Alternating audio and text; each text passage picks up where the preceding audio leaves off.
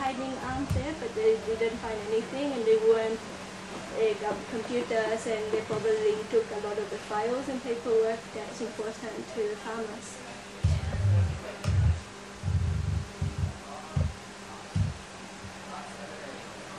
And this is one woman giving testimony of the killing of her son.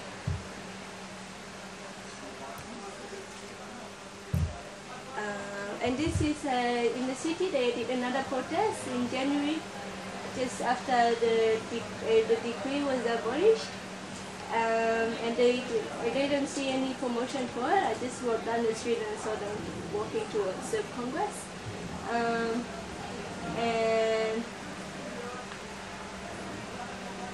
yeah, so they are demanding for the decree, for the law. And this is a wall. I can't see it, but there's a bullet wound somewhere in the wall.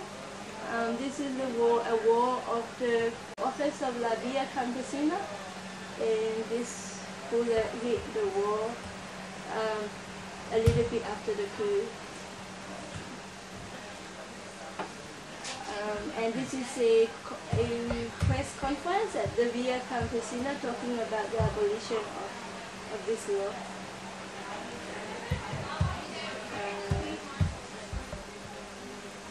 And this is a concert. Some people in the city had to have solidarity with the farmers.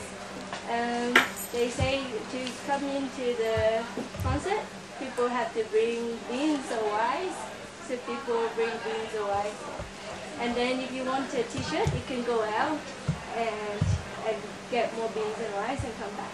And you can have a t-shirt.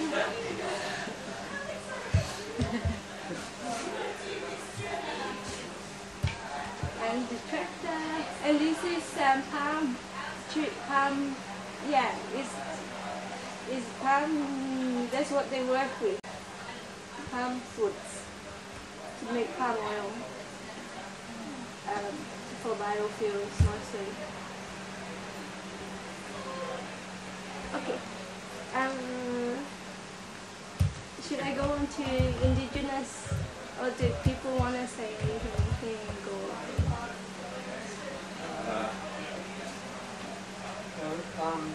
You were talking about the decree, is it? Can you explain just a little bit about the law that was abolished, or they wanted to be abolished? So it was this law was passed before this law was passed in 2008 before the coup. And this law was passed because a lot of farmers they occupy land that is idle, that belong to large landholders or something.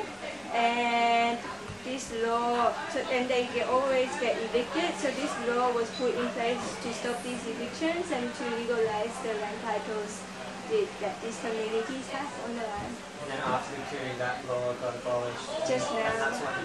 Oh, just now? Yeah, just a few weeks ago. So that's what the protests in the city were about then?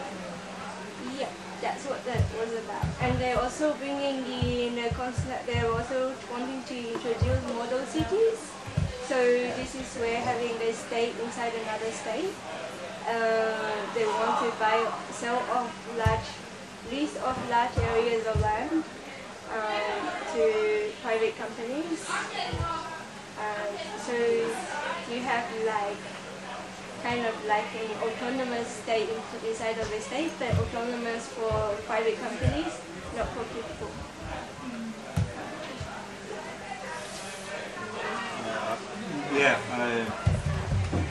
I want to ask you, is any exist any social spaces over there?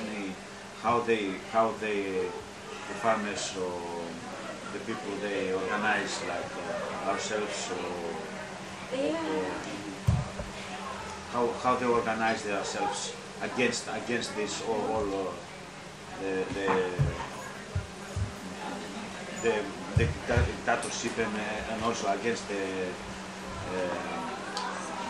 people around, against these laws and stuff like that. Yeah. I think the farmers are the most organized in spite of the fact that they have less technology, less access to the internet, and everything. They are the most organized in terms of the highest political participation of entire communities, from children to athletes. We have seen the children. Everyone is part of the struggle because they are exposed to daily persecution and militarization. They have no choice but to struggle. So they are organizing a few movements, and I don't know exactly, like, I guess they have community meetings and they have a lot of networks, and I don't know exactly how they organize, but they definitely do a lot of organizing, and they have for people who have nothing, like you always have people who, like in the city for example, you have people who will say, yeah, I want to participate in stuff, but I need to earn money and so forth.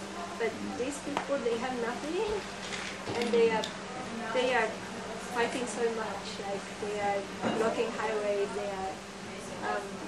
They're always doing many actions. And their lives are all their lives like this.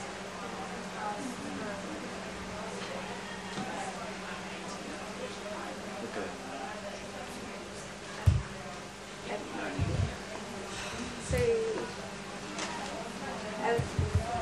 I'll talk about the indigenous movement within the movement. The indigenous movement and black movement, they have been in struggle since colonization 500 years ago. And the main struggles are for land, like the farmers, but and also for community radios, to protect their rights to have community radios, and also a big part is to fight against hydroelectric dams. So community radio, they have been under a lot of attack, and including journalists being persecuted, and judicial kind of like courts against the radios, and also hydroelectricity dams. There's 41 concessions that had just been given under the coup regime, and there is a vision to have 300 altogether. There are projects for indigenous people who have been taken away. A Garifuna hospital has been closed. Garifuna is a black community,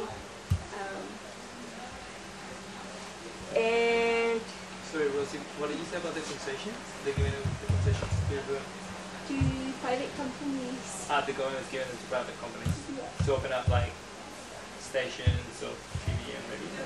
To privatize rivers and take the produce energy, put machinery in the rivers, produce machinery to make use of the rivers to make energy,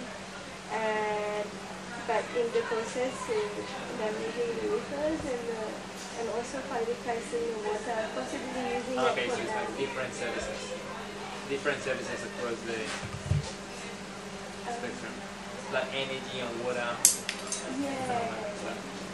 Energy, water in the sense that the mines want the water.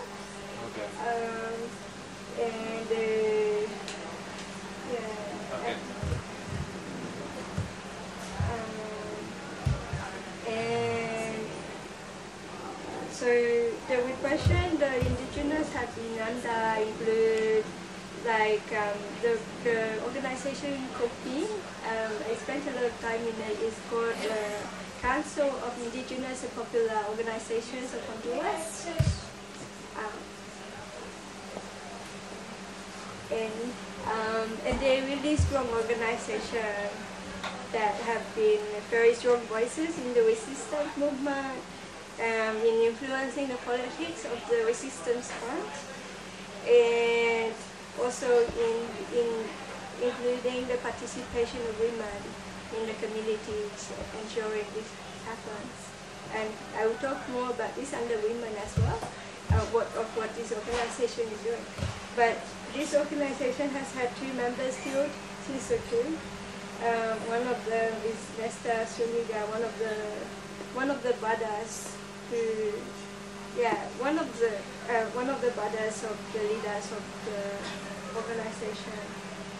And the community land is under attack, so mega tourism projects want the land, from the indigenous communities, and also modern cities want the land, and the dams. So I'll show the photos.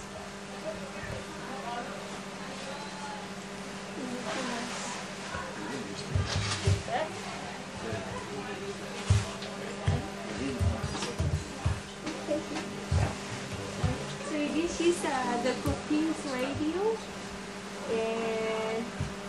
and this is a house of Coping where different, when the communities have their meetings and workshops, they come in. There's lots of like dorms. I stay there as well, and they're holding a calendar of to commemorate Lester, the person who's murdered. He also is the father of the boy on the left. And this is a meeting for one of the communities organizing a dam called Opalaka. So they're just sitting around talking about what they want to do about this dam that is being proposed to be built. And so